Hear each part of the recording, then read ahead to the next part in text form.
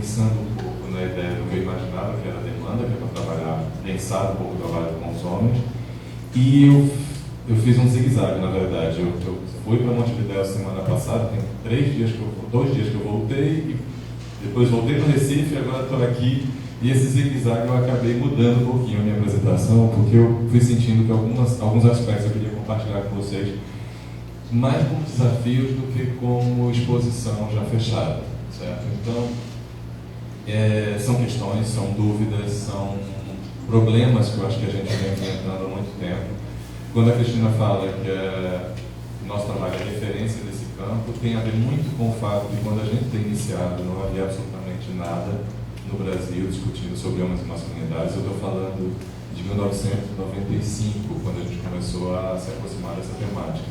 Havia um conjunto de mulheres que retornavam de eventos importantes das Organizações das Nações Unidas, no caso o evento do Cairo e do Beijing, que são os 2 grandes eventos de referência no trabalho, eu acho que de gênero, de modo geral, na América Latina em particular, e que tratam claramente da necessidade de trabalhar com os homens.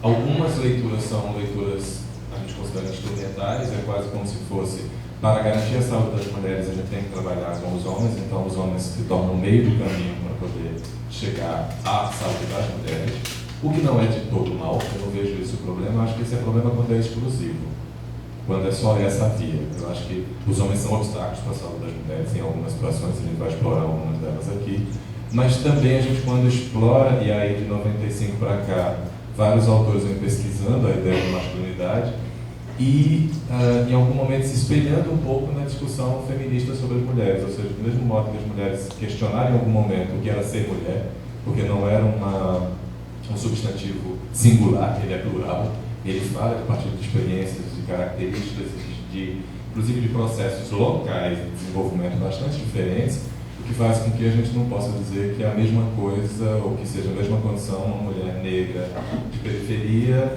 e uma mulher branca de classe média, do ponto de vista de acesso a determinados bens e serviços, mas que de algum modo tem algum elemento que atravessa, e aí tem a ver muito com o que a gente discute como gênero, um certo ordenamento que vem anterior ao próprio nascimento da gente, ou seja, a gente já nasce numa sociedade onde já existem lugares muito bem definidos. E eu passei por uma situação recente, acho que 3 situações recentes me ajudam a pensar muito isso.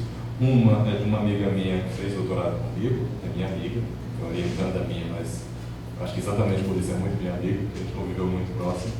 E ela engravidou e eu fui pro chá de bebê dela. E ela convidou e eu cheguei lá e só tinha mulher no chá de bebê. Eu achando estranho, assim, tipo, não. Em algum momento ela esqueceu que era só para mulheres. Não era só para mulheres, era para homens e mulheres, só que os homens faziam o seguinte: chegavam de carro, paravam na frente, deixavam a mulher e ia embora. Era um sábado à tarde, eu ia fazer outra coisa. E deixava a mulher lá.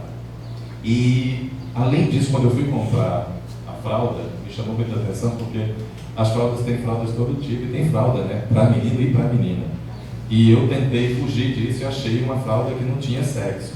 Aí tá, mas era uma farmácia, então eu tinha que comprar a embalagem. Aí fui na papelaria do lado. E aí eu pedi papel para poder embrulhar, e a mulher disse: mas é menino ou menina? Eu falei: o papel?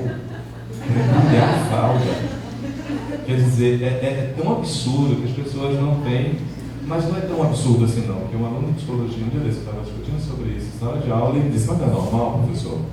Ou é menino ou é menina mesmo? Aí eu falei: é normal tanto quanto um estudante de psicologia entrar no curso aos 17, 18 anos. Quantos anos você tem? 34, beleza. Que bom que o nosso curso acolhe. Que bom que a nossa universidade não se orienta por uma linha normal. E é isso que eu queria dialogar com vocês. Eu não estou aqui propondo uma fórmula simples de trabalhar com os homens, é muito complexa. Às vezes parece trabalhar só oferecendo um grupo específico com um conjunto de etapas. A gente vai fazer o que eu brinco, que é a tecnologia homo, que entra sujo e sai completamente limpo. A gente não vai conseguir fazer isso. A gente tem muito desafio a enfrentar. E a questão da própria Lei Maria da Penha, a questão da violência contra a mulher e os estudos sobre violência contra a mulher mostram para a gente que não é uma linha de trabalho que a gente vai dar conta. Então, o que eu tentei fazer aqui foi passar por campos que eu considero importantes para pensar a questão do trabalho com homens e sobre masculinidades no contexto da violência de gênero. Então eu fiz muitos slides, a maioria deles eu vou passar só para ilustrar para vocês um pouco o argumento e depois no debate a gente pode desenvolver, certo? Vamos passar ao próximo, por favor. Aqui é só para apresentar um pouco o nosso grupo de pesquisa, um grupo de pesquisa sobre gênero e masculinidades, que é uma iniciativa do Instituto Papá, em 97, em 98 a gente formaliza junto ao CNPq, faz parte do Departamento de Psicologia, mas dentro de uma linha de um programa de pós-graduação que se chama Processos Psicossociais, Poder e Práticas Coletivas, ou seja, não é um campo disciplinar da psicologia, ele é muito mais interdisciplinar do que disciplinar propriamente dito. Muitos de vocês provavelmente se enquadrariam dentro dessa linha de pesquisa. Próximo. Aqui são os três, vamos dizer assim, pilares do trabalho da gente. Do ponto de vista científico, a gente trabalha numa posição radical sobre a articulação dissociada de ciência e política, ou seja, a gente não trabalha com esses dois campos como sendo antagônicos ou como campos dicotômicos. A gente trabalha com uma associação e articulação, a gente faz ciência em função de transformações políticas e a conversão da pesquisa também com a produção situada, ou seja, sempre precária, parcial e provisória, e não como respostas a determinadas demandas exclusivamente. Do ponto de vista político, o compromisso com a redução das desigualdades baseadas em gênero e sexualidade e a associação, por isso, com lutas mais amplas, com foco na promoção de direitos humanos com vista à justiça social, e do ponto de vista acadêmico, um compromisso com a formação de pesquisadores e pesquisadoras comprometidos e comprometidas com a revisão crítica e a crítica das formas de conhecimento científico, especialmente, e, como a gente costuma dizer, de outras formas de exercício de poder, que a gente também considera a ciência uma forma de exercício de poder. Pode falar, passar o próximo, por favor? Do ponto de vista de uma matriz, digamos, teórica epistemológica, em psicologia e em psicologia social, a gente trabalha com 3 dimensões, que a gente chama de tempo longo, tempo vivido e o tempo da interação, entendendo que quando a gente está falando, por exemplo, de violência contra a mulher, a gente não pode tratar apenas das práticas, a gente tem que entender os processos de socialização que a naturalizam. Eu tenho hoje observado muito o que eu tenho chamado de sexismo e homofobia cordial, resgatando um pouco a ideia do homem cordial, que é muito caro na literatura da sociologia, que é essa ideia de que é muito difícil você... Uma coisa é o homem que agride uma mulher, outra coisa é um primo meu na lista do WhatsApp de família, que no dia que 8 de março, que o Corinthians ganha do São Paulo, e ele posta uma imagenzinha dizendo: quero ver as Bambis agora indo na delegacia da mulher. E ele não acha isso um problema, a família toda acha engraçado, e aí eu sou chato do WhatsApp, vou lá dizer isso não é hashtag, isso não é sexismo, e aí eu baixei, mas enfim, às vezes eu tenho que baixar um pouquinho o nível, eu não fico sempre nessa linguagem não, mas saem outras hashtags também. A gente consegue botar alguns para fora, inclusive da dentro da família, ao invés de sair. Mas, para pensar um pouco essa coisa da naturalização, que é a partir dos processos de institucionalização, inclusive sobre eles eu vou falar um pouquinho mais, e o tempo longo, que é esse tempo dos símbolos, das formas de pensar o masculino e o feminino, que estão anteriores muito à nossa história de vida. Próximo.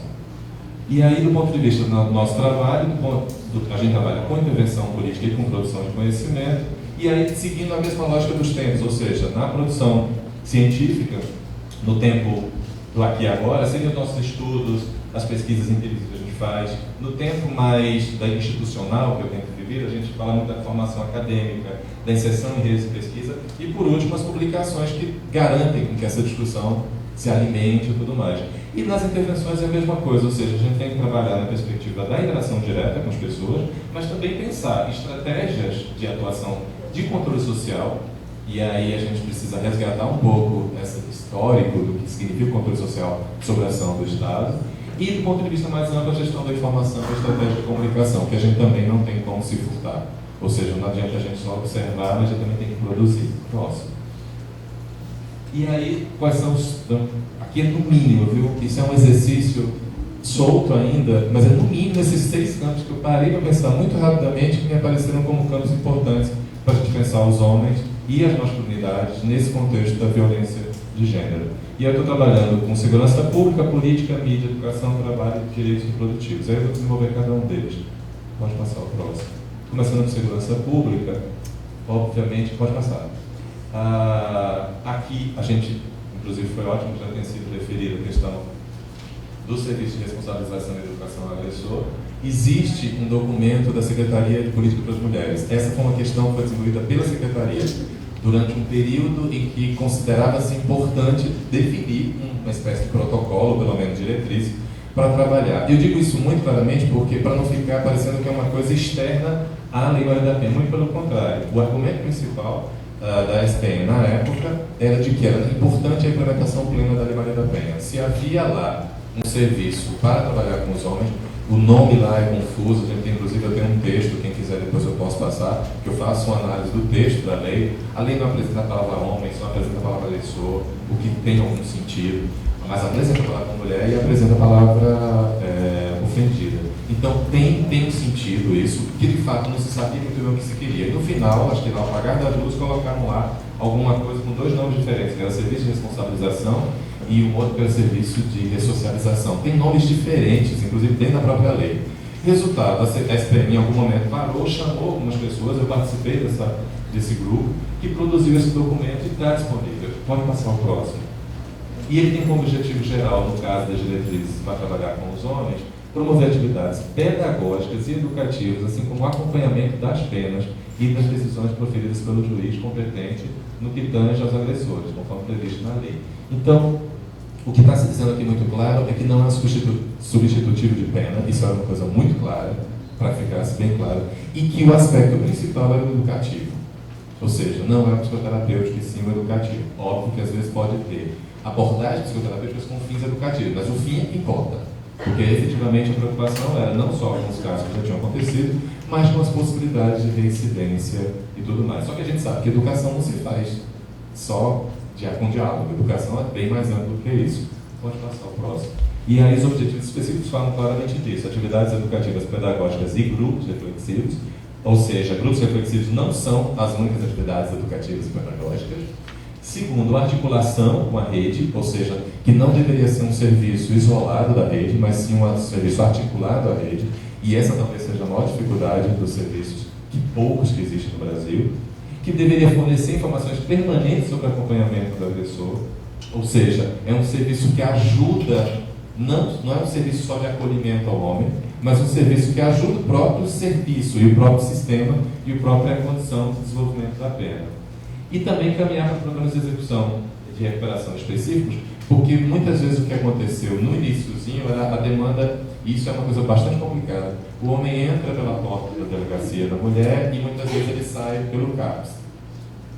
Porque muitos casos estão acompanhados pela questão do uso de drogas. Só que o usuário de drogas é um sujeito bem diferente do sujeito que agride e que está pagando uma pena. E isso é uma confusão que ainda hoje se coloca. E a lei colocará bem clara que os serviços deveriam ser orientados nessa perspectiva. Estou bem preocupado com o tempo. Pode passar para o próximo. E aí o que a gente tem hoje? A gente não tem monitoramento, a gente não tem avaliação desse serviço, a gente não tem um acompanhamento e efetivamente não sabe o impacto dele. As pesquisas que eu acompanhei, que tentaram fazer esse mapeamento, elas não conseguiram chegar a um resultado possível. Tem algum possível que eu digo assim, que dê para avaliar de fato a efetividade desses serviços. Porque, a minha perspectiva é que eles são extremamente isolados. Eles não se articulam com a rede e aí nenhum serviço dá conta. A rede, que a proposta é em rede, não à toa, as diretrizes foram anexadas no documento da SPM que trata sobre a rede. Certo? Então, não deve ser o único, nem deve ser isolado. Ele deve compor a própria rede. E aí eu acho que isso é um problema hoje em dia. A necessidade de ampliar a aplicação da lei para outros campos também, especialmente a educação, e aí a gente está vendo o que vem acontecendo agora, e eu vou explorar daqui a pouquinho a questão da educação, que a própria diretriz fala muito claro, o objetivo geral e depois os objetivos específicos, que é muito claro. E a fragilidade também atual do próprio campo, né, de trabalho em gênero e sexualidade, especialmente direito das mulheres, com a extinção da Secretaria Especial de Política das Mulheres, e que por cascata vocês vão ver os efeitos daqui a pouco. A gente já está sentindo em Pernambuco isso. Já tem um anúncio que vai fechar também a Secretaria, tanto estadual quanto municipal lá. Então, a dificuldade é grande, o recurso já nunca teve mesmo, assim, a recurso já era dificuldade constante. Agora não tem nem estrutura e simbolicamente para a população tem um efeito também. Não é só do ponto de vista administrativo e técnico. Pode passar o próximo.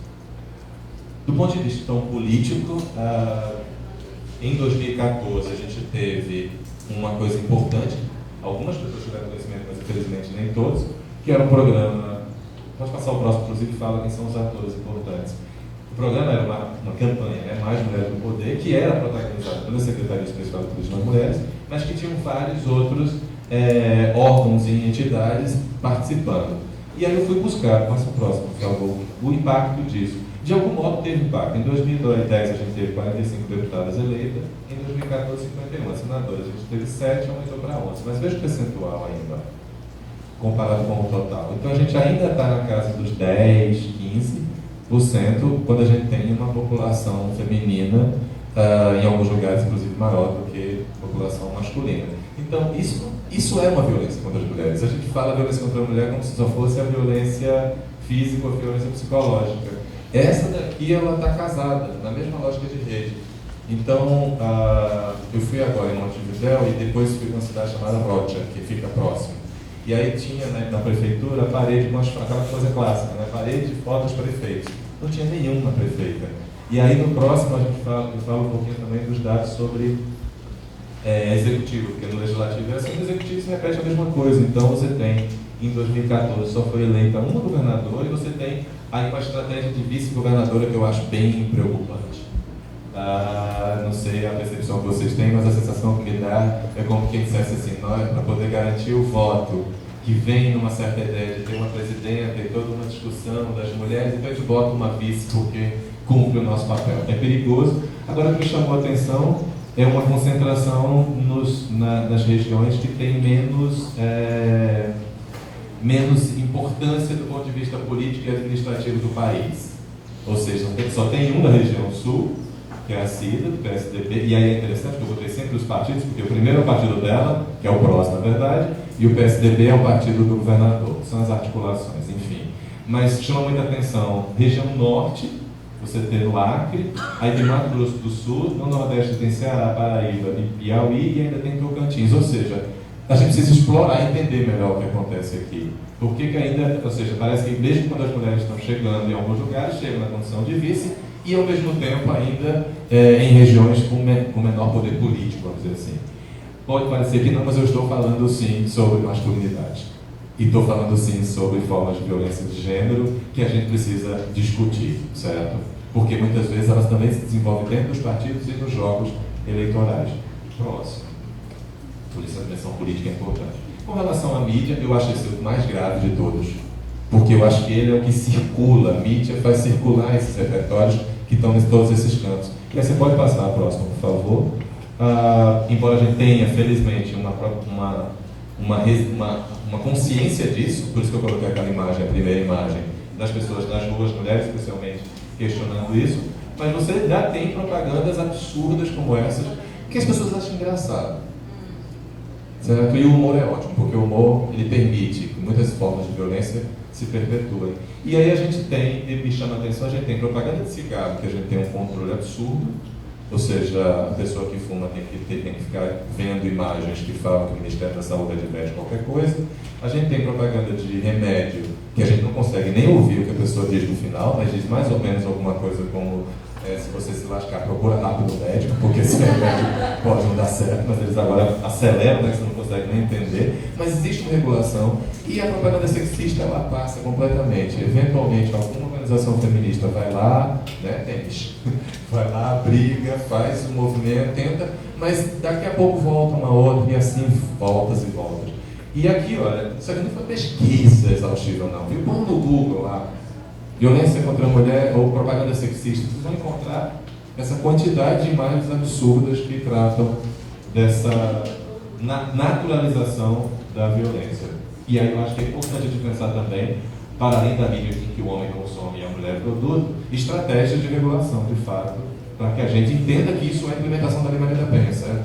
E que vai construindo homens menos babacas, porque os homens de propaganda são idiotas, parecem meio abobalhados, assim, é impressionante. A gente só olha também a mercantilização do corpo da mulher, mas o consumidor também é um perfeito idiota, que acha que ao comprar aquele produto vai poder ter acesso àquele corpo. Então a gente precisa discutir isso mais fortemente, por favor, próximo. E do ponto de vista de regulação, certo?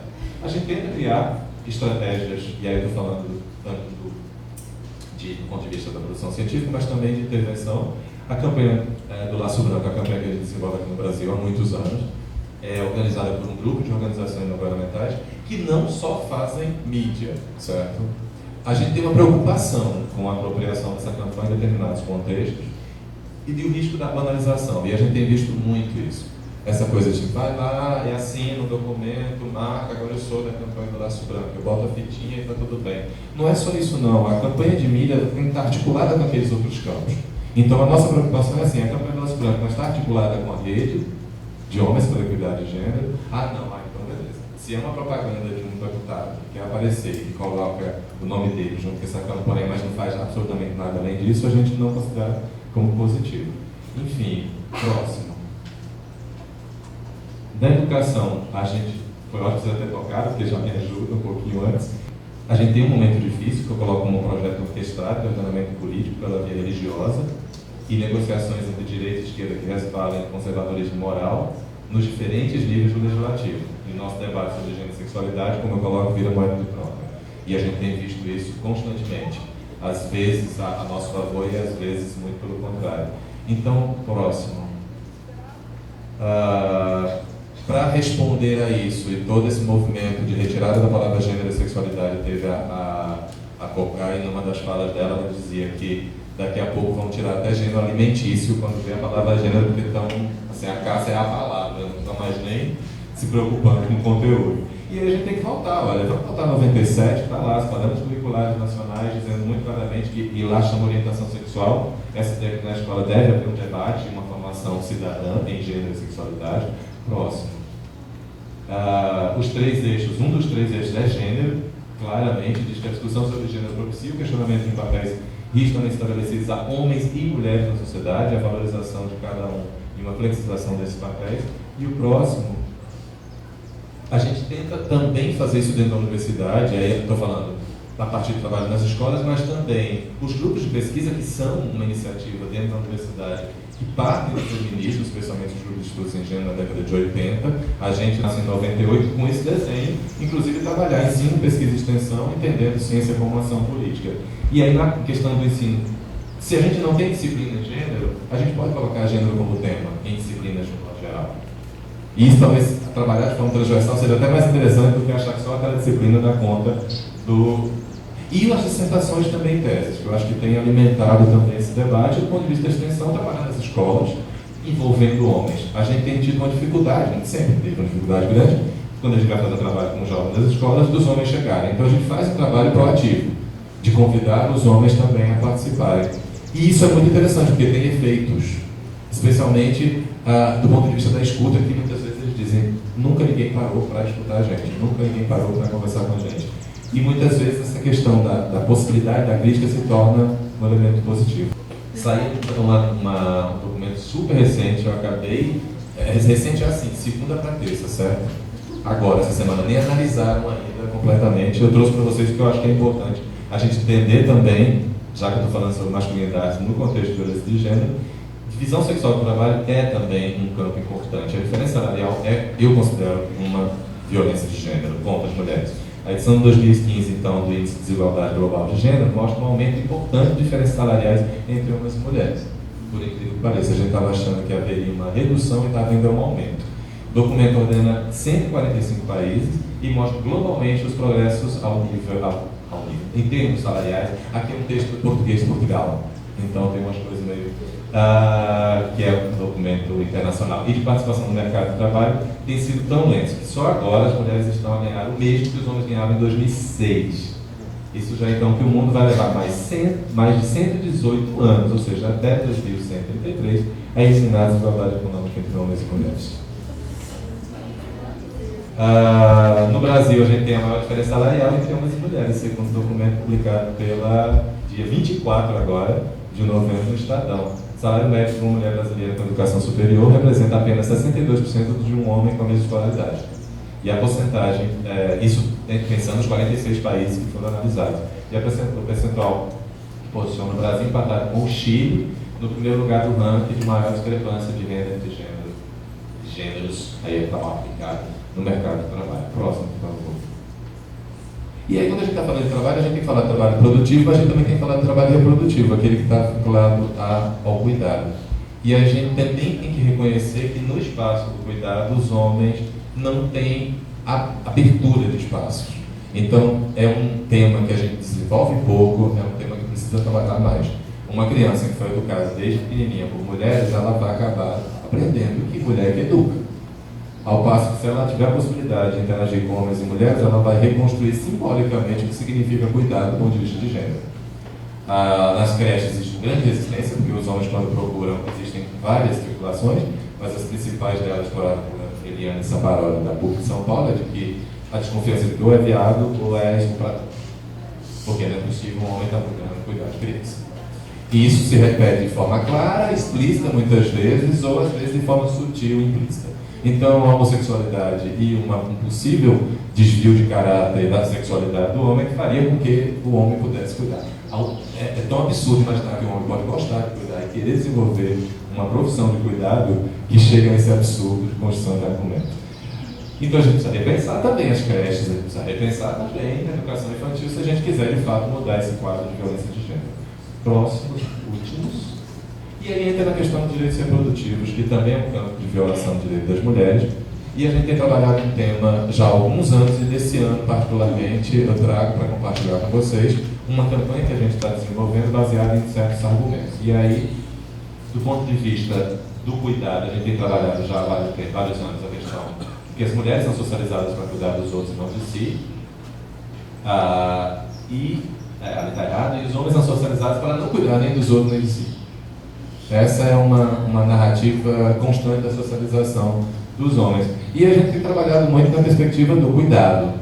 Não é naquela ideia de que um bom pai ele não agride, não, certo, gente? Porque senão fica maniqueísta demais e comportamental em uma relação direta. Eu não considero isso, porque eu acompanhei vários casos de homens que agrediam as companheiras e que os filhos eram, assim, adoravam, tinham toda uma idealização, porque inclusive ele era o grande pai.